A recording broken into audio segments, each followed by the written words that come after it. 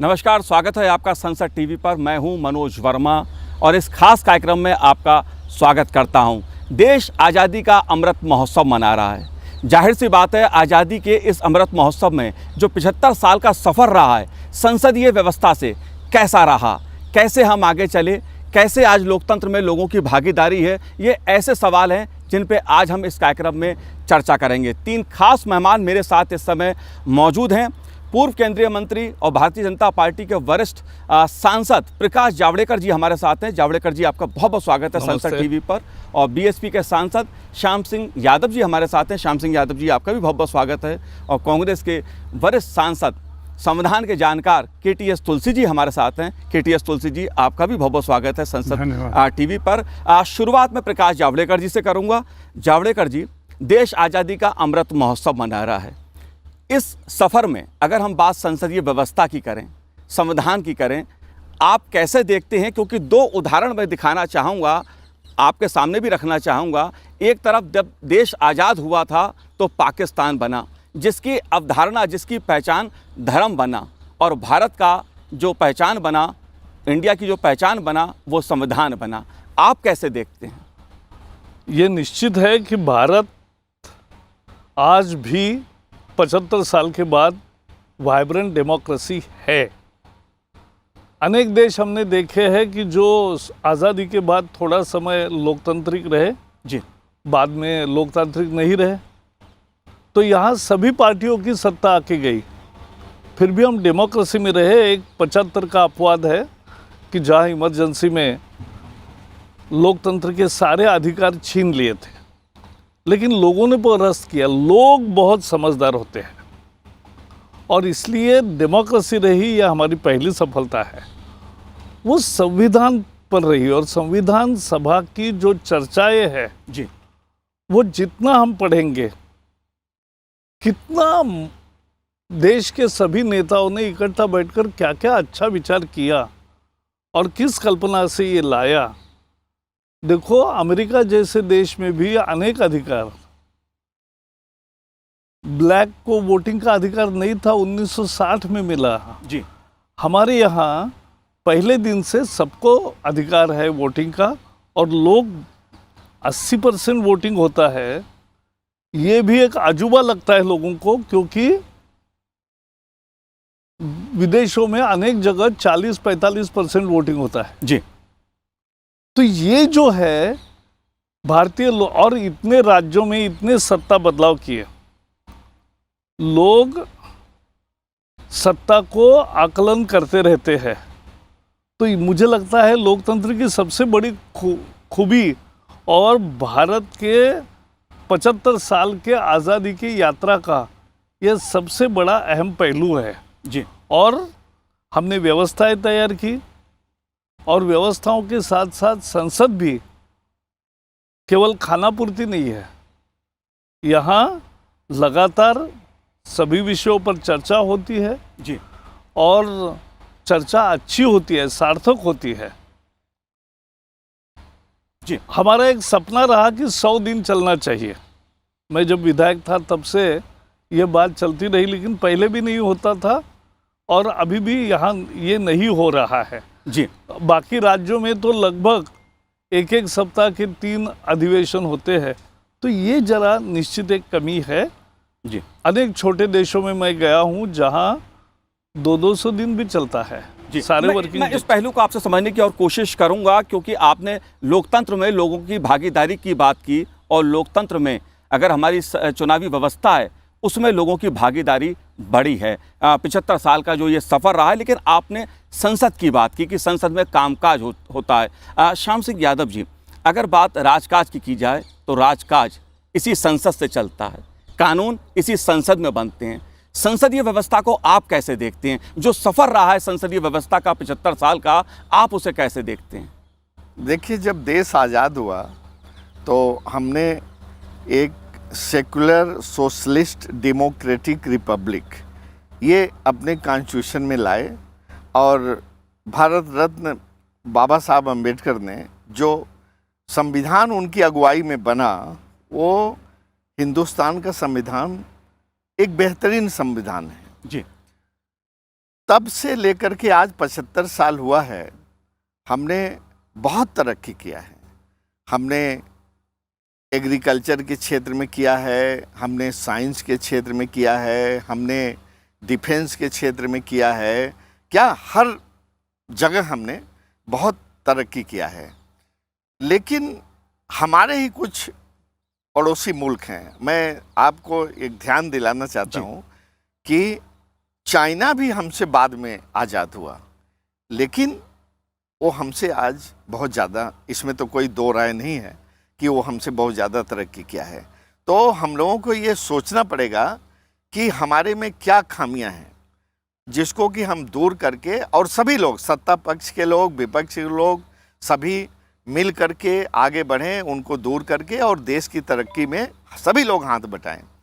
अब आप रही जो संसद की बात, तो मैं समझता हूं कि हमारे संविधान की वजह से और हमारे लोगों के दिलो दिमाग में एक डेमोक्रेटिक पॉलिटी की, प्रजातंत्र की एक डीएनए है, एक जहन में है उनके। क्योंकि जैसा हम लोग सुनते आए हैं, अभी भाई जावड़ेकर साहब ने कहा कि वो 1977 में इमरजेंसी लगी जी। अब इमरजेंसी किन हालातों में लगी है? वंस अपॉन ए टाइम एक, मैं तो समझता हूँ कि एक जो भी कोई डिसीजन था, डिसीजन तो अच्छा नहीं था, गलत था, लेकिन उसको इस तरह से भी देखना चाहिए जो आज आप सवाल कर रहे हैं।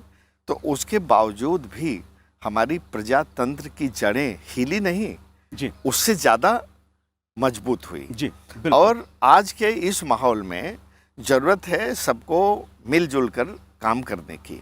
और हमारे संसद में, चाहे लोकसभा हो चाहे राज्यसभा हो, हम तो देखते आए हैं, सोमनाथ चटर्जी साहब, सुमित्रा महाजन मैडम, मीरा कुमार जी, संगमा साहब, हमने खास तौर से राज्यसभा के चेयरपर्सन को की तरफ तो कम ध्यान था, लेकिन लोकसभा में को मैं बहुत फॉलो करता था। सब एक से एक बेहतरीन और काबिल हमारे स्पीकर हुए हैं, जिन्होंने संसद को इस तरह से चलाया कि लोकसभा, प्रजातंत्र की जड़ें मजबूत हुई। और पाकिस्तान से हमारी तुलना करना तो बहुत बेईमानी है। वो कहाँ हैं, हम कहाँ हैं, रोज़ कूप हो जाते हैं, कोई सत्ता पलट के कोई हथियार लेता है, इसी तरह से कई देशों में होता रहता है। लेकिन हम लोग बहुत खुशकिस्मत हैं कि हम लोग प्रजातंत्र को इतना मजबूती ढंग से चल रहे हैं। बिल्कुल, बात सवाल तुलना का नहीं है किसी से, लेकिन जिस तरह से हमारा देश इन 75 सालों में लोकतंत्र के साथ, एक संसदीय व्यवस्था के साथ आगे बढ़ा है, वो दुनिया के लिए एक अद्भुत उदाहरण है। चाहे बात चीन की आपने कही या पाकिस्तान की कही, अगर देखा जाए तो भारत के संसदीय लोकतंत्र ने हमारी व्यवस्था को और मजबूत बनाया है, आम आदमी को अधिकार देने का काम किया। केटीएस तुलसी साहब, इस संसद से तमाम कानून बने, एक लंबा सफ़र रहा है 75 साल का, जब हम आज़ादी का अमृत महोत्सव मना रहे हैं। आप कैसे देखते हैं इस सफ़र को, आम नागरिक के लिहाज से, अधिकारों के लिहाज से, नागरिक के अधिकार के लिहाज से? जी, बहुत बहुत धन्यवाद मुझे बुलाने के लिए। मैं सिर्फ इतना कहना चाहता हूँ कि देश ने कितनी तरक्की की, ये सिर्फ आर्थिक नहीं है जी, ना सिर्फ पॉलिटिकल है। इसका मापदंड तो ये है कि लोग खुश हैं। कितने % लोग खुश हैं? जिनका पेट नहीं भरता वो तो खुश नहीं है, जिनको नौकरी नहीं मिलती वो खुश नहीं हो सकते। तो इसलिए हमें ये बात आवश्यक है, जैसे कि जावड़ेकर जी ने और यादव जी ने कहा, कि सबसे बड़ी उपलब्धि देश की लोकतंत्र है। जो लोकतंत्र अंग्रेज़ों ने साउथ ईस्ट एशिया में जितने देश हैं जहाँ पे उन्होंने राज किया और बाद में छोड़ा, वो सब के सब किसी तरह से कोई डिक्टेटरशिप बन गया है, कोई आर्मी ने कंट्रोल कर लिया है।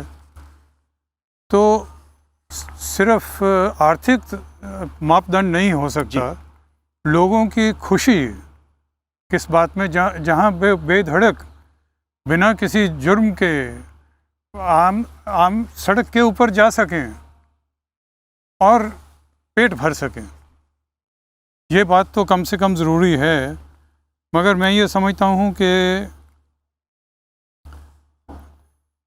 इकोनॉमिक टर्म्स की बजाय अगर हम देखें तो पंडित जवाहरलाल नेहरू ने 1947 में अपने पहले प्राइम मिनिस्टर होने के नाते उन्होंने कहा कि and poverty, and ignorance and and disease. ये अफसोस की बात है कि आज तक हम इसको सक्रिय नहीं कर सके हैं जी। और वो शायद इसलिए क्योंकि भारत की जनसंख्या इतनी तेज़ी से बढ़ गई कि जितनी भी तरक्की की जाती थी वो एब्जॉर्ब हो जाती थी एग्जिस्टिंग पॉपुलेशन। ज़्यादा पॉपुलेशन का रेट बहुत बढ़ गया था, तो इसलिए ये शायद संभव नहीं हुई। फिर एक बार पंडित जवाहरलाल नेहरू ने ये कहा कि equal opportunity to all is very important. मगर फिर भी हम देखते हैं कि अभी तक इक्वल अपॉर्चुनिटी नहीं है। कुछ कास्ट में नहीं है, कुछ माली हालत ना होने के कहीं एजुकेशन नहीं है इसलिए वो नहीं। मगर हम यूनिवर्सल एजुकेशन नहीं कर सके, यूनिवर्सल हेल्थ ट्रीटमेंट आज तक नहीं कर सके। मगर कम्प्लीटली ये अभी हमारी ये उपलब्धि नहीं कही जा सकती। एक बात और मैं कहना चाहता हूँ कि जेंडर बायस की वजह से जो महिलाएं हैं जी, उनको बराबर की अपॉर्चुनिटी नहीं मिलती, चाहे वो संसद में आने के लिए है, चाहे वो नौकरियों के लिए है, चाहे उनको जो एजुकेशन में वो बराबर नहीं चल पा रहे। आज तक वो बहुत इम्प्रूवमेंट हुई है जी, मगर आज तक भी हम ये नहीं कह सकते कि इक्वल अपॉर्चुनिटी में कम से कम महिलाओं को बराबरी का अधिकार मिला। जी जी बिल्कुल। प्रकाश जावड़ेकर जी, तमाम मुद्दे हैं ऐसे जो उठते हैं 75 साल के इस सफ़र में, जिसकी तरफ KTS तुलसी जी भी इशारा कर रहे थे। लेकिन बात चाहे शिक्षा के अधिकार की हो या दूसरे ऐसे मुद्दों की हो, इस संसद से वो राह भी निकली। इस संसद ने हर नागरिक का ख्याल रखने की कोशिश भी की। आप कैसे देखते हैं जब हम समानता की बात करते हैं, सामाजिक न्याय की बात करते हैं, सामाजिक समरसता की बात करते हैं, आप इसको कैसे देखते हैं?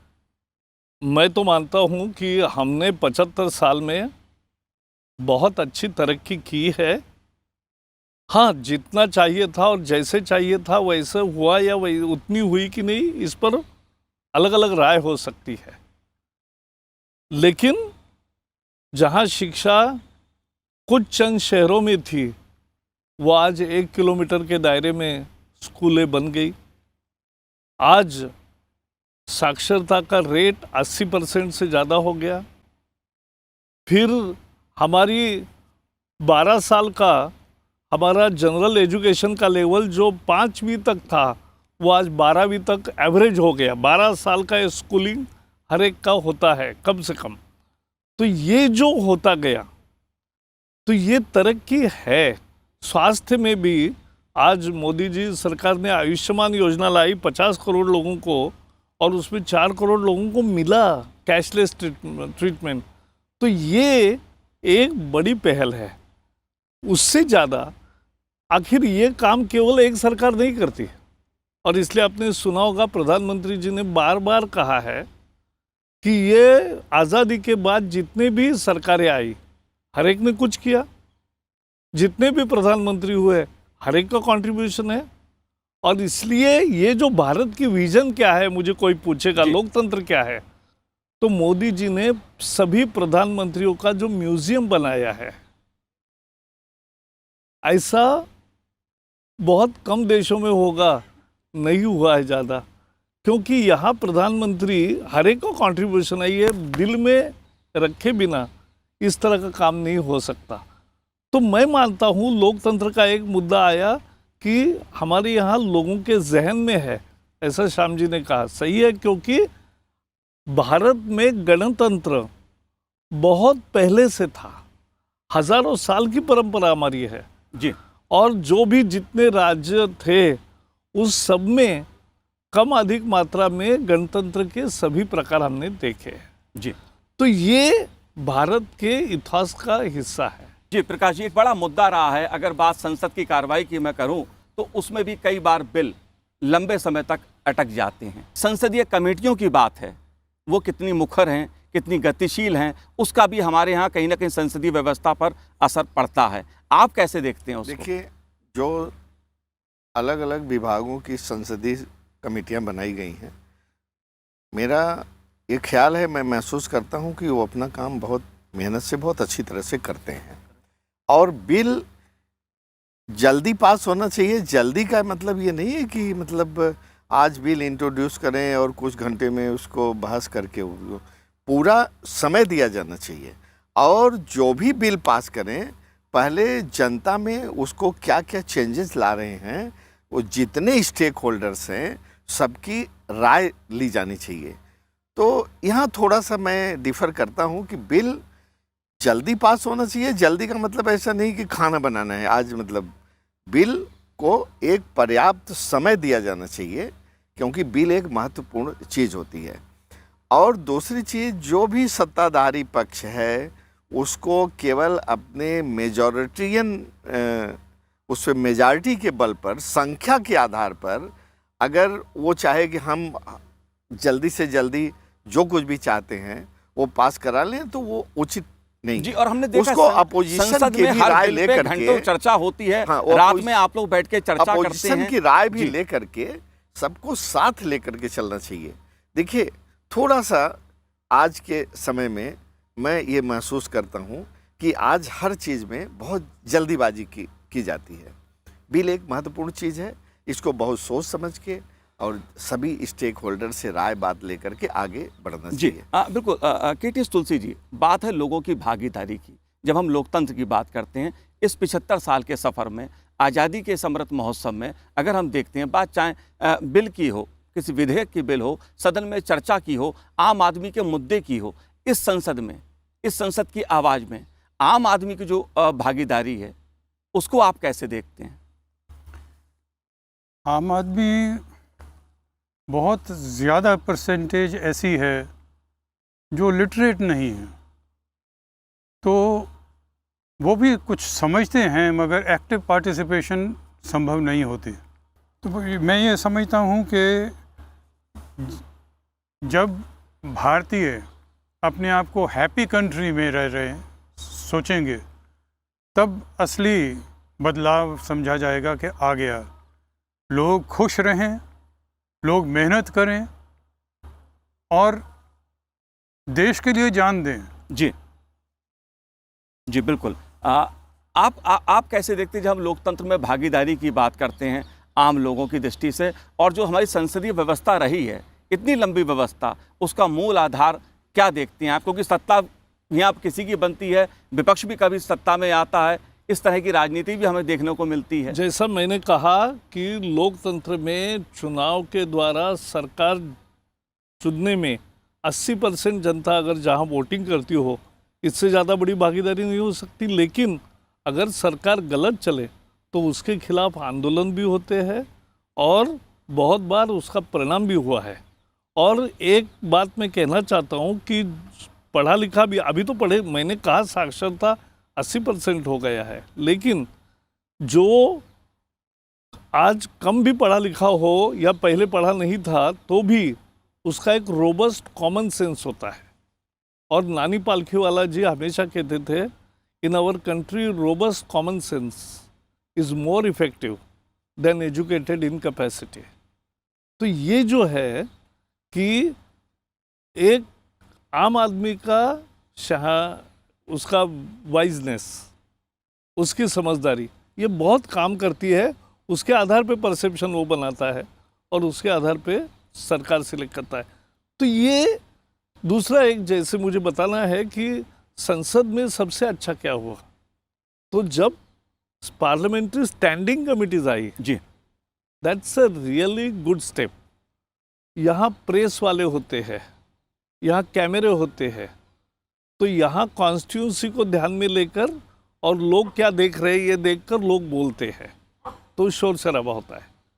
किसी पार्लियामेंट्री स्टैंडिंग कमेटी में शोर शराबा हुआ क्या? जी, सब लोग मन की बात करते हैं, सब लोग अपनी अपनी राय रखते हैं और लगभग सब मिलकर एक राय से रिपोर्ट बनती है और वो 50% से ज़्यादा 70%, 80% इतनी सिफारिशें स्वीकार भी होती है।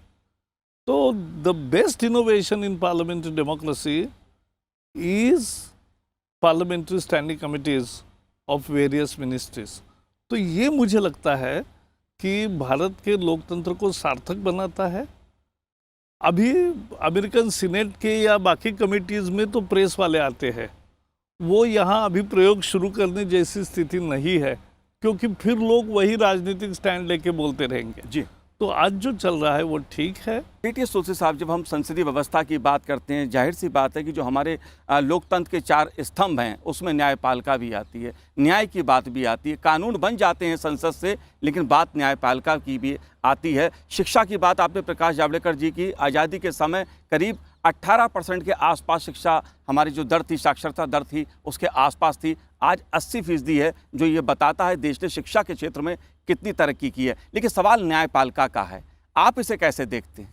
मैं समझता हूँ कि जब तक जो गरीब से गरीब आदमी है उसका केस पहले नहीं होएगा तो वो ज़िंदा नहीं रह सकता। अमीर लोग जो हैं, कॉरपोरेट्स हैं, ये इंतज़ार कर सकते हैं, मगर जैसे जस्टिस कृष्णा अय्यर कहते थे कि जो लाइन में सबसे पीछे खड़ा है उसको भी न्याय मिलना चाहिए। जी।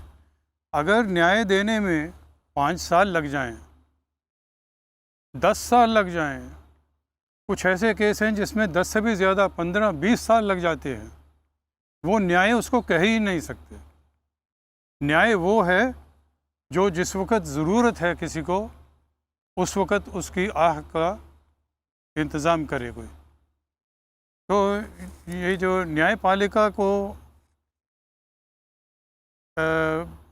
उनको ये मालूम है कि बहुत तेज़ी से करने की आवश्यकता है न्याय की प्रावधान, मगर अगर नहीं हो रहा तो सरकार को सोचना चाहिए कि जजेस की स्ट्रेंथ बढ़ाई जाए, इंफ्रास्ट्रक्चर बढ़ाया जाए, जी। टेक्नोलॉजी का इस्तेमाल किया जाए, ताकि न्यायपालिका जल्दी से जल्दी न्याय प्रदान कर सके। वो न्याय जो उन्होंने करना है वो गरीब आदमियों के लिए बिल्कुल ही और कोई रास्ता नहीं जब होता, तो अदालत का दरवाज़ा खड़काया जा सकता है। जाहिर तौर पे न्यायपालिका की दृष्टि से भी हमने काफ़ी पारदर्शिता के साथ एक सफ़र को तय किया है आज़ादी के इस 75 वर्ष में, जब हम मना रहे हैं अमृत महोत्सव। लेकिन जनप्रतिनिधियों की भागीदारी का एक सवाल आता है, एक मुद्दा आता है, क्योंकि हमारी संसदीय व्यवस्था को जनप्रतिनिधि ही मजबूत बनाते हैं। जनता और संसद के बीच जनप्रतिनिधि एक भूमिका पुलके निभाते हैं। आप कैसे देखते हैं उस भूमिका को, क्योंकि इस आज़ादी के अमृत महोत्सव में वो खास तौर पर महत्वपूर्ण? हमने 75 साल में बहुत कुछ पाया है। जैसे आप देखिए, पहले अनाज इतना नहीं पैदा होता था, हम अमेरिका से इंपोर्ट होता था। आज हम अनाज पैदा करने में सक्षम हैं, न कि सक्षम है खुद खाने के लिए, हम एक्सपोर्ट भी करते हैं। उसी तरह से दूध नहीं होता था, तो वाइट रिवोल्यूशन जो हुआ उसकी वजह से आज हम दूध भी है। तो बहुत मूवमेंट चले हैं, तरह तरह के कोऑपरेटिव मूवमेंट चला है। और हमारे प्रजातंत्र में ये जो लोकल बॉडीज़ का जो इलेक्शंस पूरे देश में, हर प्रदेश में होना शुरू किया है, उसने भी प्रजातंत्र की जड़ों को बहुत मजबूत किया है। लेकिन हम काफ़ी दूर तक आए हैं और अभी हमको बहुत दूर तक जाना है। प्रकाश जावड़ेकर जी, जनप्रतिनिधियों की भूमिका एक अहम मुद्दा ये भी रहा है, और साथ में 25 साल आगे का एक विज़न, देश आगे कैसे बढ़े इस आज़ादी के अमृत महोत्सव में, क्योंकि हम बात आगे की सोच के चल रहे हैं। 25 साल का एक लक्ष्य है, आप कैसे देखते हैं आगे की राह? मुझे लगता है कि आने वाले 25 साल, जैसे प्रधानमंत्री जी ने कहा, एक अमृत काल रहने वाला है, क्योंकि आज दुनिया में सबसे तेज़ी से बढ़ने वाली अर्थव्यवस्था अपने इमर्जिंग इकोनॉमीज़ में भारत है, और लगातार ऑल फंडामेंटल्स आर स्ट्रॉन्ग और हम आगे बढ़ रहे हैं।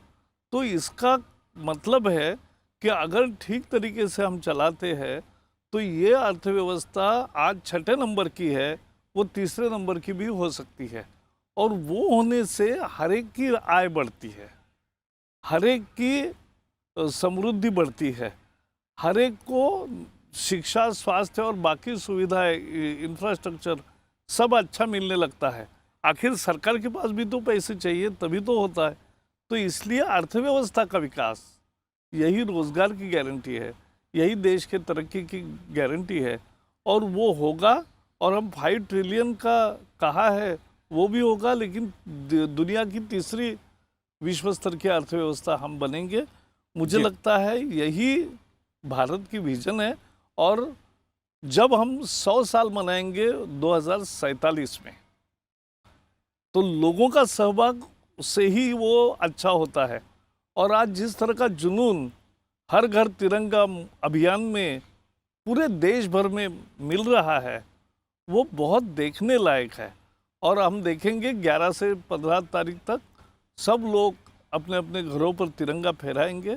यह हमारी देश की विरासत है। जी बिल्कुल, लोकतंत्र में लोगों की भागीदारी से ही लोकतंत्र और सुंदर होता है, मजबूत होता है। 75 साल का जो ये सफ़र है आज़ादी का, इसमें हर सरकार ने लोगों को अधिकार देने की कोशिश की है, चाहे बात शिक्षा की हो, चाहे स्वास्थ्य की हो। और आगे का जो एक लक्ष्य है आत्मनिर्भर भारत का, ये भी एक महत्वपूर्ण सफ़र आगे का भी रहेगा। तो प्रकाश जावड़ेकर जी, आपने हमसे बात की, आपका बहुत बहुत शुक्रिया। श्याम सिंह जी, KTS तुलसी जी, आपका भी बहुत बहुत शुक्रिया संसद टीवी से बात करने के लिए। तो आज़ादी के इस अमृत महोत्सव पर हमारे इस खास कार्यक्रम में इतना ही। मुझे दीजिए आज्ञा, नमस्कार।